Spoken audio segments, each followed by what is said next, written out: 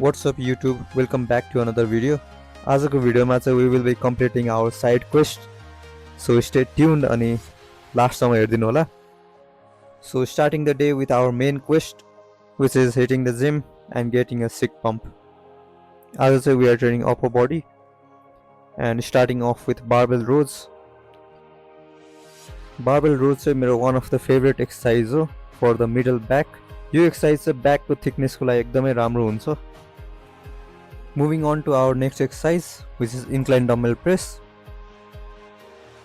As you guys know, मैले recently 12 weeks को cut गरेको थिएँ. So here are some few tips from me. So basically cut मा चाहिँ हामीले सकेसम्म मसल रिटेन गरेर हाम्रो बडी फ्याट चाहिँ लुज गर्ने हो. So cut मा चाहिँ हामीले हाम्रो मेन्टेनेन्स क्यालोरी भन्दा फ्यु क्यालोरिजहरू ड्रप गर्छौँ अनि हाम्रो एक्टिभिटी लेभलहरू चाहिँ बढाउँछौँ. ड्युरिङ द कट मान्छेहरूले गर्ने मेन मिस्टेक भनेको चाहिँ कार्ब्स कम्प्लिटली कट अफ गरिदिने हो, जुन चाहिँ एकदमै रङ हो. ड्युरिङ द कट हाम्रो एनर्जी लेभल्स यसै लो भइरहेको हुन्छ. अझै कार्ब्स कम्प्लिटली कट अफ गरिदियो भने त हाम्रो day to day regular activity गर्न पनि मोटिभेसन हुँदैन अनि झनै वर्कआउट गर्न त मनै लाग्दैन. So first tip is do not cut off the carbs. Tip number 2, increase your daily non exercise activities, जस्तै कि डुइङ स्टेप्स. फर इक्जाम्पल हजुरहरूले 10K स्टेप्स गर्नुभयो भने अराउन्ड 300 क्यालोरी बर्न गर्नुहुन्छ, which is a pretty good number during calorie deficit. At least aim for 10 to 12,000 steps daily. Tip number 3, avoid doing cardio before the workout. During the cut हाम्रो energy यसै नै लो भइरहेको हुन्छ, अझै workout अगाडि cardio गरिदियो भने हाम्रो वर्कआउटमा फोकसै हुँदैन अनि वर्कआउट गर्न मोटिभेसन पनि हुँदैन.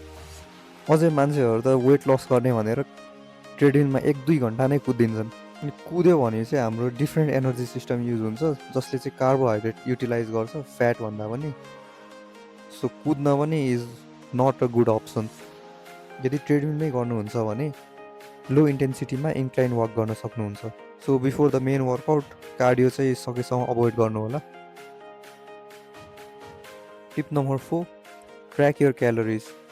ड्युरिङ द कट हामीले क्यालोरी ट्र्याक गर्न एकदमै इम्पोर्टेन्ट छ, किनभने हामीले थोरै खाइरहेको जस्तो फिल हुन्छ तर एक्चुअलमा हामीले धेरै खाइरहेको हुन्छ.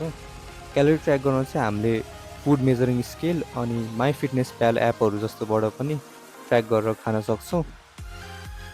Moving on to next tip, add refeed days to your program. हामीले लामो समयसम्म कट गर्दाखेरि हाम्रो मसल्सको ग्लाइकोजेनहरू पुरै डिप्लिटेड भएको हुन्छ, जसको कारणले हामी एकदमै टायर्ड फिल गर्छौँ अनि वर्कआउट गर्ने पनि मोटिभेसन हुँदैन. बडी पनि एकदमै टायर्ड भइरहेको हुन्छ अनि क्रेभिङ पनि एकदमै हाई हुन्छ. यस्तो बेलामा 2 to 3 विक्सको बिचमा हामीले एउटा रिफिट डे एड गर्न सक्छौँ. यसमा चाहिँ हामीले मेन्टेनेन्सभन्दा स्लाइटली अब क्यालोरी इन्टेक गरेर आफ्नो ग्लाइकोजेन रिप्लेनिस गर्न सक्छौँ. रिफिट डेको मेन पर्पज भनेको चाहिँ कटलाई सस्टेनेबल बनाउन हो. Moving on to next tip, get enough sleep. Sleep चाहिँ हाम्रो बडीलाई रिकभर हुनलाई एकदमै इम्पोर्टेन्ट हुन्छ. So at least 7 to 8 hours sleep चाहिँ पुऱ्याउनु होला. अनि final tip for the video, maintain your workout intensity.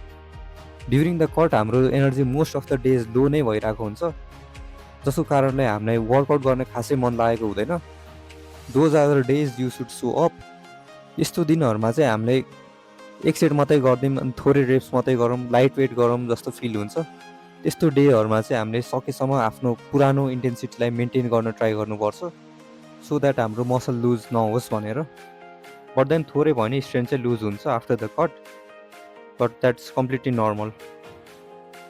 So या हजुरहरूले यो टिप्स युज गर्नुभयो भने थोरै भयो भने हजुरहरूलाई कटमा हेल्प हुन्छ. So stay patient and trust the process. अनि एडिसनल बोनस टिप भनेको चाहिँ घरमा केही पनि त्यस्तो हाई क्यालोरी फुडहरू जस्तो कि स्विट्सहरू चिप्सहरू ल्याएर नराख्ने. त्यो ल्याएर राख्यो भने कुनै त्यो खान मन लागिहाल्छ, क्रेभिङ भइहाल्छ. सो सकेसम्म त्यो ल्याउन पनि अभोइड गर्नु. So now let's complete our side quest.